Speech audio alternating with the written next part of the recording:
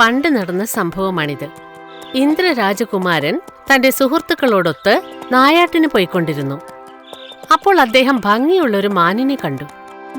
രാജകുമാരൻ ആ മാനിന്റെ പുറകെ പോയി.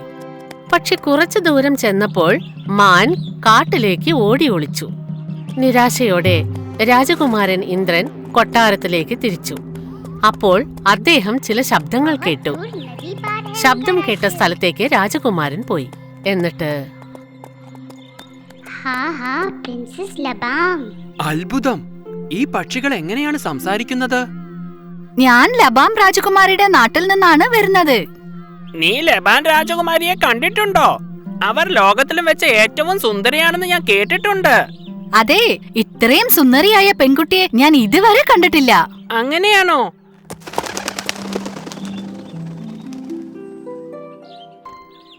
നിൽക്കൂ നിൽക്കൂ, എന്നോട് പറയൂ, ഈ രാജകുമാരി ലബാം എവിടെയാണ് ഉള്ളതെന്ന്. അപ്പോഴേക്കും പക്ഷികളെല്ലാം പറന്നു കഴിഞ്ഞു.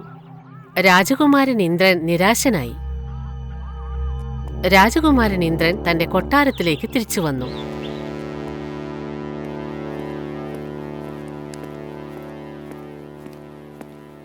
അമ്മേ, ആരാണ് ഈ രാജകുമാരി ലബാം? അവർ ഏത് നാട്ടുകാരിയാണ്? അതെനിക്കറിയില്ല. ലബാം എന്നൊരു രാജകുമാരി ഉണ്ടായില്ലെങ്കിലോ? പക്ഷേ ഞാൻ അവരെ കുറിച്ച് കേട്ടിട്ടുണ്ട്. അതും പക്ഷികളാണ് പറഞ്ഞത്. സംസാരിക്കുന്ന പക്ഷികളെന്നാണോ നീ പറഞ്ഞത്? അതെ പിതാവേ, ഞാൻ സ്വയം കേട്ടതാണ്. ആ പക്ഷികൾ രാജകുമാരി ലബാമിന്റെ സൗന്ദര്യത്തെക്കുറിച്ച് വർണ്ണിച്ചുകൊണ്ടിരുന്നു. എനിക്കവരെ കാണണം. നീ പറഞ്ഞതുപോലെ ലബാം എന്നൊരു രാജകുമാരി ഇല്ല ഇന്ദ്ര. എന്നാലും ഞാൻ നേരിട്ട് അറിയാൻ ആഗ്രഹിക്കുന്നു. പിതാവേ, ഞാൻ അവരെ അന്വേഷിച്ച് പുറപ്പെടട്ടെ. ധൈര്യസിംഗ് രാജാവും രൂപവതി റാണിയും ഒട്ടും ആഗ്രഹമില്ലെങ്കിലും തങ്ങളുടെ പ്രിയപ്പെട്ട മകൻ ഇന്ദ്രരാജകുമാരന് പോകാൻ അനുവാദം നൽകി. അങ്ങനെ രാജകുമാരൻ ഇന്ദ്രൻ ഒരു ദീർഘയാത്രയ്ക്കായി പുറപ്പെട്ടു. രാജകുമാരി ലബാമിനെ തേടി. ദിവസം മുഴുവൻ യാത്ര ചെയ്ത് രാജകുമാരൻ ഇന്ദ്രൻ വല്ലാതെ ക്ഷീണിച്ചു. അദ്ദേഹം ഒരു നദിക്കരയിൽ അല്പം വിശ്രമിക്കാമെന്ന് കരുതി. അദ്ദേഹം നദിയിലെ വെള്ളം കുടിച്ചു. ഭക്ഷണം കൊണ്ടുവന്ന പാത്രം തുറന്നു. അല്ല, എന്താണിത്? മധുരപലഹാരങ്ങൾ മുഴുവൻ ഉറുമ്പരിച്ചല്ലോ. രാജകുമാരൻ ഇന്ദ്രൻ മധുരപലഹാരങ്ങൾ തറയിൽ വെച്ചു. എന്നിട്ട് പുറപ്പെടാൻ ആരംഭിക്കുമ്പോൾ ഉറുമ്പുകളുടെ രാജാവ് അദ്ദേഹത്തെ വിളിച്ചു. രാജകുമാര, വളരെ നന്ദിയുണ്ട് രാജകുമാര.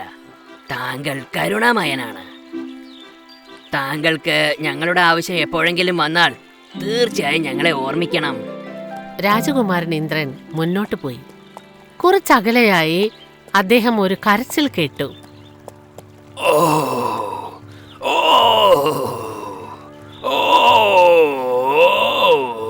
അവിടെ ഒരു സിംഹം വേദന കൊണ്ട് കരയുകയായിരുന്നു.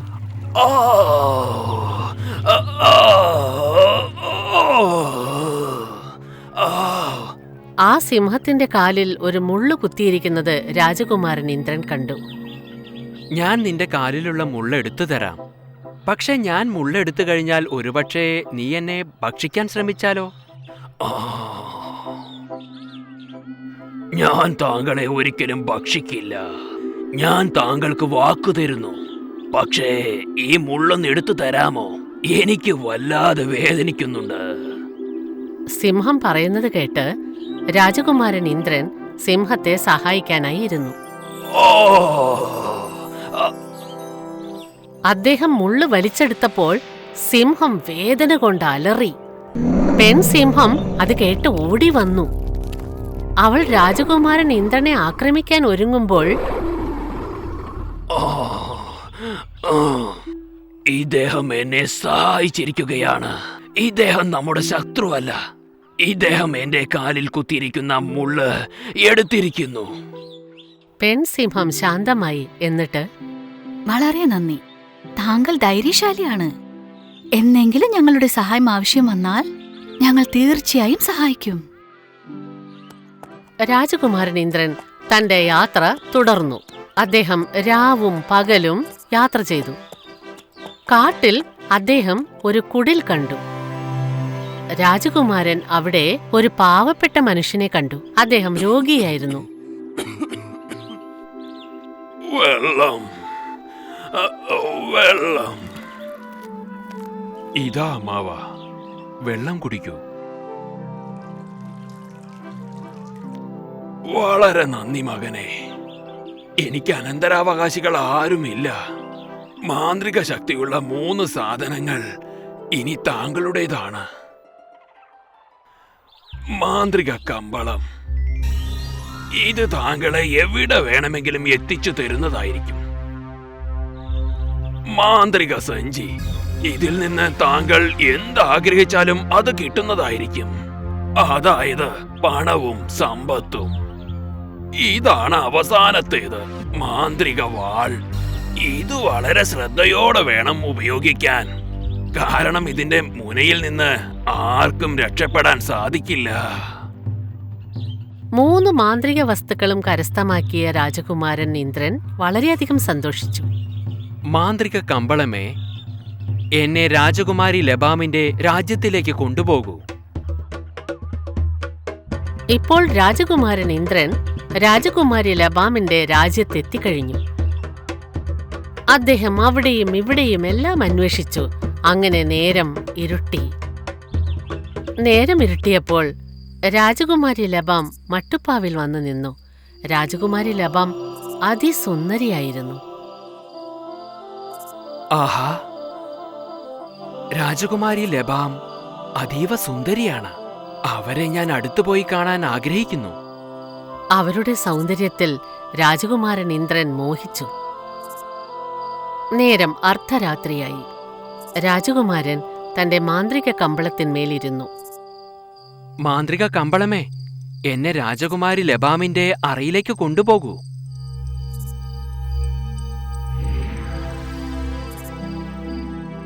രാജകുമാരി തന്റെ അറയിൽ കിടന്നുറങ്ങുകയായിരുന്നു. ഇപ്പോൾ ഇവർ വളരെയധികം സുന്ദരിയായിരിക്കുന്നു. മാന്ത്രിക സഞ്ചിയെ, എനിക്ക് ഈ ലോകത്തിലെ ഏറ്റവും സുന്ദരമായ ഒരു മോതിരം വേണം. മോതിരം അണിയിക്കുവാനായി രാജകുമാരൻ ഇന്ദ്രൻ രാജകുമാരി ലബാമിന്റെ കൈ പിടിച്ചപ്പോൾ, ആരാണ് താങ്കൾ? താങ്കൾ ഇവിടെ എന്ത് ചെയ്യുന്നു? ഞാൻ രാജകുമാരൻ ഇന്ദ്രനാണ്, ധൈര്യസിംഗ് മഹാരാജാവിന്റെ പുത്രൻ. താങ്കളുടെ സൗന്ദര്യത്തെക്കുറിച്ച് ഞാൻ കേട്ടു. ആ കേട്ടത് സത്യമായിരുന്നു. ഞാൻ താങ്കളെ വിവാഹം കഴിക്കാൻ ആഗ്രഹിക്കുന്നു. താങ്കൾ വിവാഹത്തെക്കുറിച്ച് എന്റെ പിതാവിനോട് സംസാരിക്കൂ. രാജകുമാരി ലജ്ജയോടുകൂടി അവിടെ നിന്നും പോയി. പ്രണാമം. ഞാൻ രാജകുമാരൻ ഇന്ദ്രനാണ്, ധൈര്യസിംഗ് രാജാവിന്റെ പുത്രൻ. ഞാൻ അങ്ങയുടെ പുത്രി ലബാം രാജകുമാരിയെ വിവാഹം കഴിക്കാൻ ആഗ്രഹിക്കുന്നു. എന്റെ പുത്രിയെ വിവാഹം കഴിക്കണമെങ്കിൽ എന്റെ 3 നിബന്ധനകൾ പാലിക്കേണ്ടി വരും. താങ്കൾക്കിത് സമ്മതമാണോ? അതെ രാജാവേ, സമ്മതമാണ്. എന്റെ ആദ്യത്തെ നിബന്ധന, താങ്കൾ 10 ചാക്ക് ധാന്യങ്ങളിൽ നിന്നും ഒറ്റ ദിവസം കൊണ്ട് എണ്ണയെടുക്കണം. രാജകുമാരൻ ഇന്ദ്രൻ ശരി എന്ന് പറഞ്ഞു. പക്ഷേ ഭടന്മാർ അദ്ദേഹത്തെ എണ്ണയെടുക്കുന്ന ചക്കിനടുത്തേക്ക് കൊണ്ടുപോയി. ഇത്രയധികം ചാക്കിലെ ധാന്യങ്ങളിൽ നിന്ന് എങ്ങനെയാണ് എണ്ണയെടുക്കുക എന്ന് രാജകുമാരൻ ഇന്ദ്രൻ ആലോചിച്ചു. അപ്പോൾ അദ്ദേഹത്തിന് ഉറുമ്പുകളുടെ ഓർമ്മ വന്നു. ഉറുമ്പുകളുടെ രാജാവേ, എനിക്ക് താങ്കളുടെ സഹായം വേണം.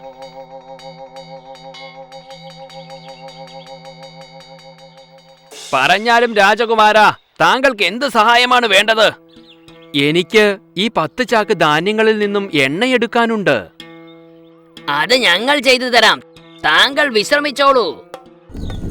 അധ്വാനശീലരായ ഉറുമ്പുകൾ ധാന്യങ്ങളിൽ നിന്നും എണ്ണയെടുക്കാൻ തുടങ്ങി. ഏതാനും മണിക്കൂറുകൾക്കുള്ളിൽ എല്ലാ ധാന്യങ്ങളുടെയും എണ്ണ പിഴിഞ്ഞെടുത്തു കഴിഞ്ഞു. രാജകുമാരൻ ഇന്ദ്രൻ വളരെ സന്തോഷിച്ചു. കാരണം ആദ്യത്തെ നിബന്ധന പൂർത്തിയായിരിക്കുന്നു. ഞങ്ങളുടെ രാജ്യത്തിന്റെ അതിർത്തിയിൽ ഒരു ഗുഹയുണ്ട്. അവിടെ 2 രാക്ഷസന്മാരുണ്ട്. ആ 2 രാക്ഷസന്മാരെയും താങ്കൾ വധിക്കണം. ഇതാണ് എന്റെ 2ാമത്തെ നിബന്ധന. രാജകുമാരൻ ഇന്ദ്രൻ ഗുഹയുടെ പുറത്തെത്തി. അദ്ദേഹം ഭീകരമായ ശബ്ദം കേട്ടു. അപ്പോൾ അദ്ദേഹത്തിന് ആൺസിംഹത്തെയും പെൺസിംഹത്തെയും പറ്റി ഓർമ്മ വന്നു. സിംഹമേ, സിംഹിയെ, എനിക്ക് നിങ്ങളുടെ സഹായം വേണം.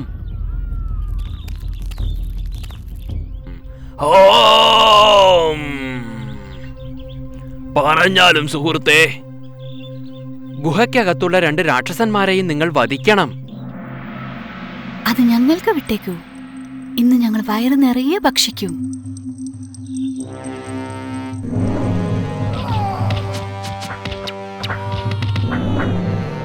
സിംഹവും സിംഹിയും 2 രാക്ഷസന്മാരെയും വധിച്ചു. അങ്ങനെ 2ാമത്തെ നിബന്ധനയും പൂർത്തിയായി. എന്റെ 3ാമത്തെയും അവസാനത്തെയും നിബന്ധന, ഈ കാണുന്ന വൃക്ഷത്തെ 2 വെട്ടുകൊണ്ട് മുറിച്ച് താങ്കൾ ഇതിനെ താഴെയിടണം.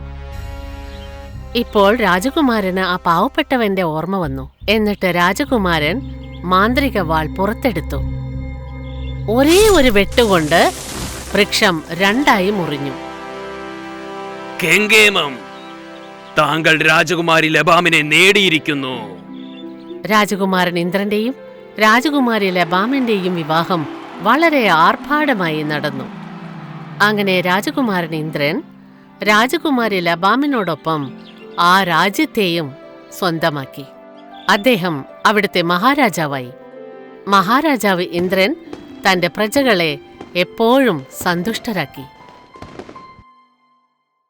ഹായ്, ഞാൻ ഷൈനി. നിങ്ങൾക്ക് ഈ കഥ ഇഷ്ടപ്പെട്ടെങ്കിൽ തീർച്ചയായും ഷെയർ ചെയ്യണം. കൂട്ടുകാരോട് പറയാനും സബ്സ്ക്രൈബ് ചെയ്യാനും മറക്കല്ലേ.